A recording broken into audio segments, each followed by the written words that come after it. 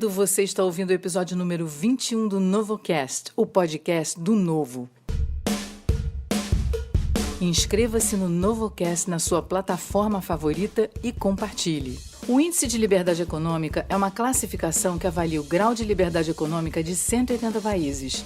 Nessa lista, o Brasil está no 144º lugar. A consequência disso é a baixa produtividade, queda na geração de renda e de empregos.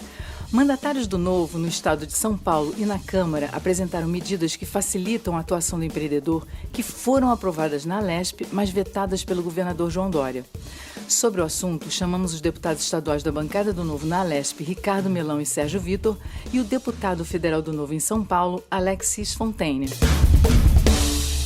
Olá, Sérgio Vitor, obrigada pela sua participação aqui no NovoCast, sua primeira participação. Sérgio Vitor, o Código de Defesa do Empreendedor, Lei 755 de 2019, foi aprovado na Alesp em 15 de setembro desse ano, mas depois foi vetado pelo governador João Dória. Queria saber de você, inicialmente, no que inspirou o Código de Defesa do Empreendedor e por que ele foi vetado. Por um acaso, o governador achou que era excesso de liberdade? Maria, tudo bem? Obrigado pelo convite, um prazer participar aqui com vocês. A inspiração foi porque eu tenho um histórico há 10 anos antes de entrar para a política como empreendedor, cansado da burocracia, cansado de tanta dificuldade ali para empreender.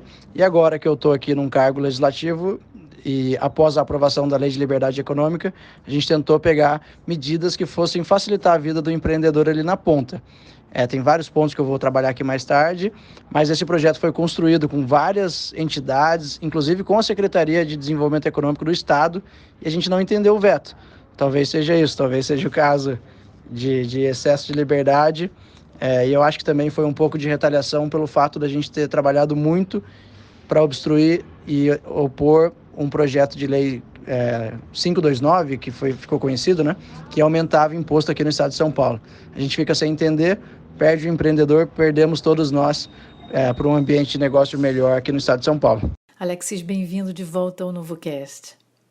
Alexis, as medidas previstas no Código de Defesa do Empreendedor, proposto pelo Novo de São Paulo, aprovado na Alesp e depois vetado pelo governador, iam melhorar muito o ambiente de negócios, com mais facilidade, mais liberdade e menos burocracia. Na sua experiência de empreendedor, explica pra gente como são e quais são exatamente essas intervenções do Estado que atrapalham tanto o empreendedor. Marie, é lamentável que o governador tenha vetado esse projeto, porque o projeto é fundamental para aquele que quer abrir um negócio, não ter que ficar enfrentando uma burocracia burra, de repetição, pouco digitalizada, não ter que ele ficar levando certidões de todo tipo de sorte. Certidões essas que, inclusive, são fornecidas pelo próprio Estado. Então, o cidadão, o empreendedor, ele acaba virando um office boy de luxo porque ele tem que levar uma certidão negativa para um determinado departamento que foi emitido por outro departamento. Então, além disso, tem outras questões que são importantes, que muitas atividades não precisariam de alvará, simplesmente as pessoas podiam começar a trabalhar, começar a empreender e depois ir atrás, porque são de baixo risco. Quando um governador veta um projeto desse, ele está indo contra a geração de emprego. Ou seja, ele está indo contra o que eu chamo de inclusão social sustentável, onde as pessoas podem ganhar vida por conta própria. Oi, Ricardo, obrigada por retornar aqui no NovoCast. Ricardo, o veto do governador João Dória ao Código de Defesa do Empreendedor foi uma grande derrota para os paulistas.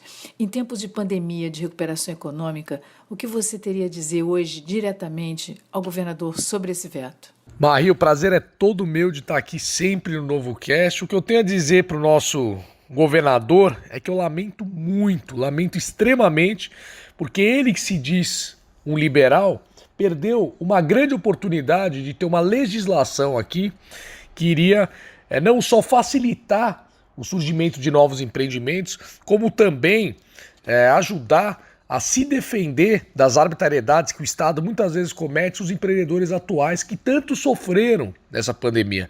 Infelizmente, ele desconsiderou as 35 entidades que participaram ativamente na elaboração desse projeto.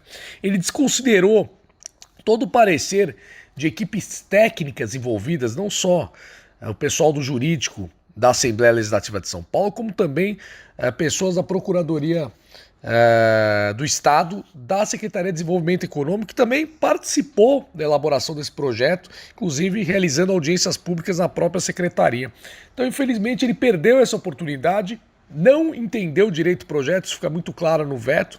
Há razões técnicas que nós estamos contrapondo, que ele coloca ali, mas mostra claramente, até nas entrevistas que ele deu, falando sobre o assunto, que ele desconhece o projeto e desconhece as virtudes que esse projeto traria para melhorar o ambiente de negócio do estado de São Paulo. Alexis, a bancada do Novo na Câmara apresentou também um Código de Defesa do Empreendedor, inspirado no projeto de São Paulo que foi vetado pelo governador.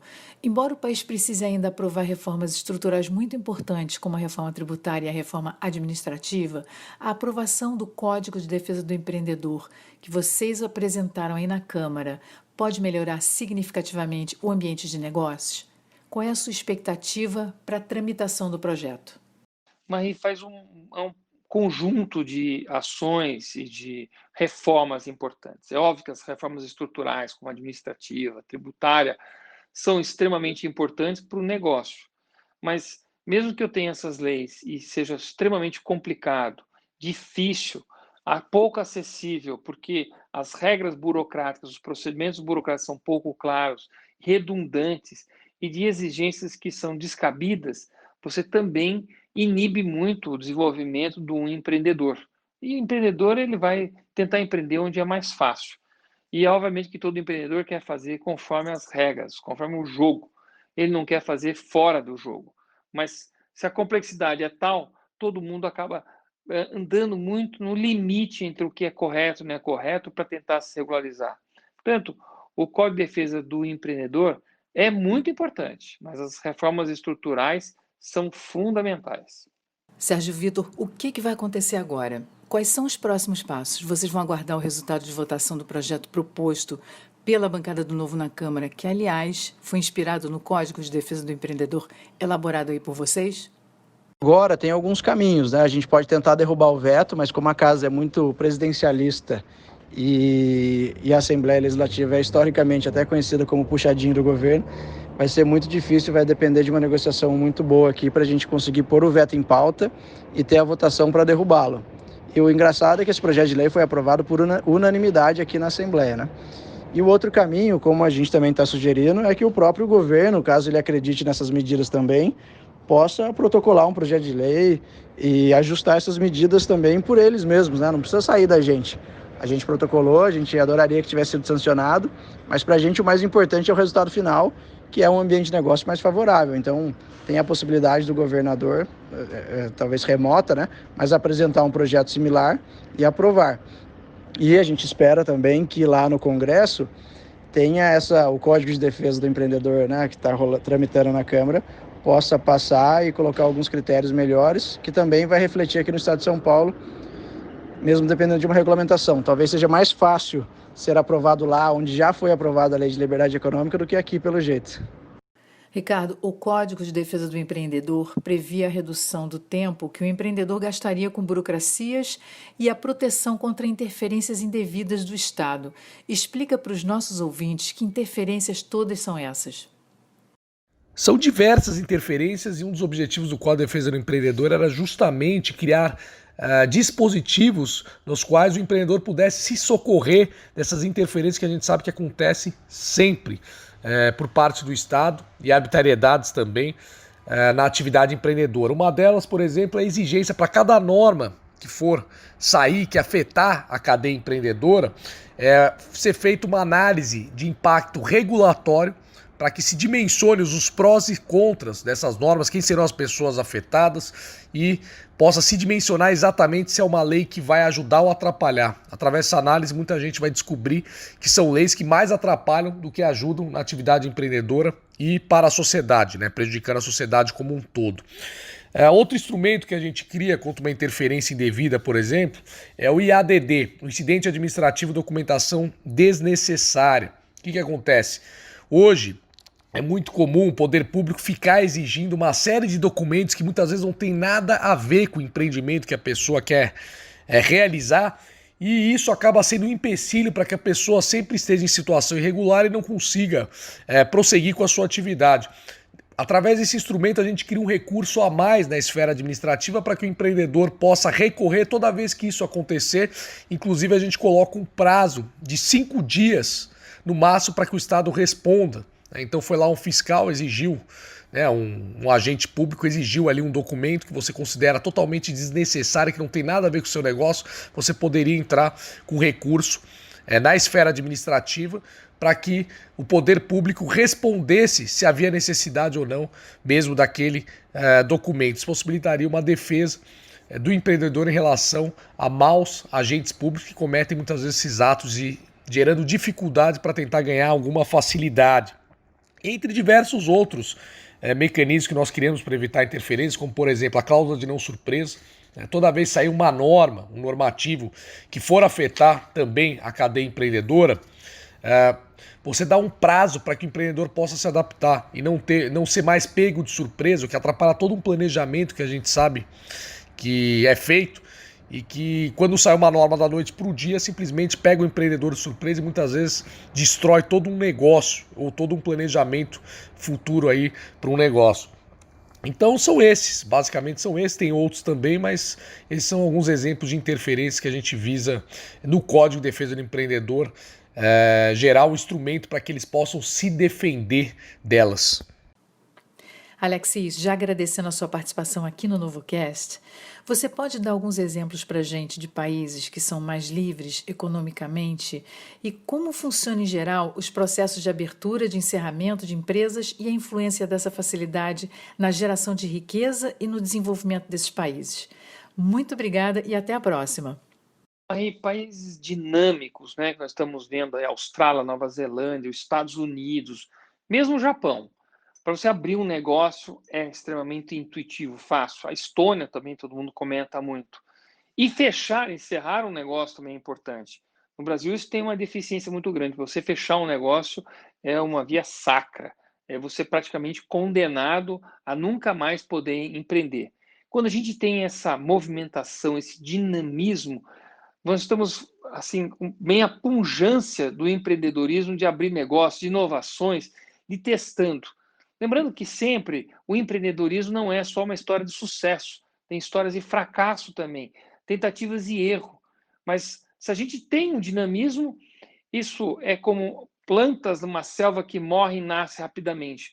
Quando você tem um sistema muito burocrático, você acaba só tendo empresas grandes ou pequenas empresas que quando tentam crescer e quebram, você acaba acabando limitando a história desse empreendedor. Então, nós temos que ter um ambiente fértil e estimulante para todos aqueles que quiserem tentar. Que, de repente, uma pessoa que teve uma ideia que aparentemente é boba pode ser um sucesso e dar muito bem na vida. Portanto, é importante a gente ter um ambiente de muito dinamismo. E isso envolve tributária, trabalhista, reforma administrativa e o próprio Código de Defesa do Empreendedor. Sérgio Vitor, o Novo aí de São Paulo promoveu um revogaço por meio de uma plataforma onde cidadãos indicam leis que estão atrapalhando a vida dos paulistas. Conta pra gente um pouco mais sobre essa plataforma e como o revogaço pode simplificar a vida dos cidadãos. Olha, Marie, quando eu assumi o mandato, eu entrei aqui para brigar justamente, como eu falei, contra as coisas que me incomodavam quando eu estava empreendendo lá atrás do balcão, E a gente não tem a pretensão de saber todas as regras, leis, normas que atrapalham os empreendedores de vários setores. Então a primeira medida foi minha e do deputado Ricardo Melão, foi de criar uma plataforma chamada Revoga Já, e a gente divulga e incentiva que todos os contadores, todos os setores, entidades e os próprios empreendedores nos avisem quais são as normas, regras, leis aí que os atrapalham para a gente correr atrás de uma revisão, revogação.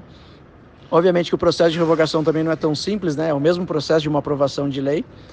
E a gente tem recebido muitas sugestões. Já nasceu aqui um projeto de lei que revisa o processo administrativo tributário e também tem um projeto de lei da minha autoria que melhora e desburocratiza a vida do empreendedor de beira de estrada, entre outras medidas que a gente já indicou para o governo do estado tentar resolver por lá. Essa é uma medida que foi muito interessante, inclusive preciso fazer uma menção aqui que o governo de Minas Gerais, do Zema, tem uma plataforma dessa muito bacana e como eles lá são governo, tem muito mais ferramenta para resolver no curto prazo, né? Então vale a pena quem está ouvindo a gente entrar no site da Secretaria de Desenvolvimento Econômico do Estado de Minas Gerais, que é uma plataforma transparente com várias sugestões e pedidos da iniciativa privada, de deputados, para a melhoria do ambiente de negócio. E é justamente isso que a gente está tentando fazer aqui também, porém do lado legislativo. Sérgio Vitor, muito obrigada pela sua participação aqui no NovoCast. E vamos juntos nessa luta pela liberdade, não vamos desistir, né? Marie, eu que agradeço. Eu sou um grande defensor da liberdade econômica, da liberdade para empreender, gerar emprego e renda. E todos podem contar com a bancada do Novo aqui na Assembleia para isso, para a gente tentar barrar projetos ruins que aumentam impostos, que aumentam burocracia e trabalhar muito para reduzir burocracia, reduzir despesa desnecessária do Estado. Então, eu que fico feliz com o convite, vocês podem contar com a gente, e viva a liberdade, e a gente continua trabalhando firme aqui. Ricardo, seu colega Sérgio Vitor falou sobre o revogaço como uma forma de extinguir regras que atrapalham os paulistas. Queria que você também comentasse sobre outras iniciativas de vocês para um Estado com mais facilidades para quem quer empreender e trabalhar. E, novamente, Ricardo, muito obrigada por retornar aqui ao NovoCast. Eu que agradeço, Marie. Para mim é um grande prazer poder prestar contas aí do nosso trabalho para as pessoas. E eu entendo que uma outra maneira de atuar nesse sentido é o nosso trabalho do dia a dia mesmo, estando aqui vigilantes em relação às outras propostas legislativas que surgem. E olha como surgem todos os dias projetos de lei que mais atrapalham do que ajudam nesse sentido, que criam mais burocracias, que criam mais amarras, e é justamente aquilo que a gente luta contra. Então, a nossa atuação aqui nas comissões, nos debates públicos, nas audiências públicas, é justamente nesse sentido, de mostrar os malefícios que esses projetos criam e lutando arduamente para barrá-los, impedi-los que eles se tornem leis e atrapalhem mais ainda a vida do cidadão, que já é bem atrapalhada com a nossa legislação atual. E terminamos mais um episódio do NovoCast. Agradecemos a participação de todos vocês que estiveram aqui nos ouvindo. Compartilhem para que essas ideias se espalhem e cheguem a cada vez mais pessoas. O NovoCast é uma iniciativa do Novo, um partido político que não usa recursos públicos. Doe ou filie-se em novo.org.br e colaborem com as campanhas dos candidatos do Novo a essas eleições municipais. Eles não usam o fundo eleitoral. Você pode ajudar acessando e se informando como nas redes sociais dos nossos candidatos. Conheça um novo site com os candidatos do Novo acessando candidatos.novo.org.br. Até o próximo NovoCast.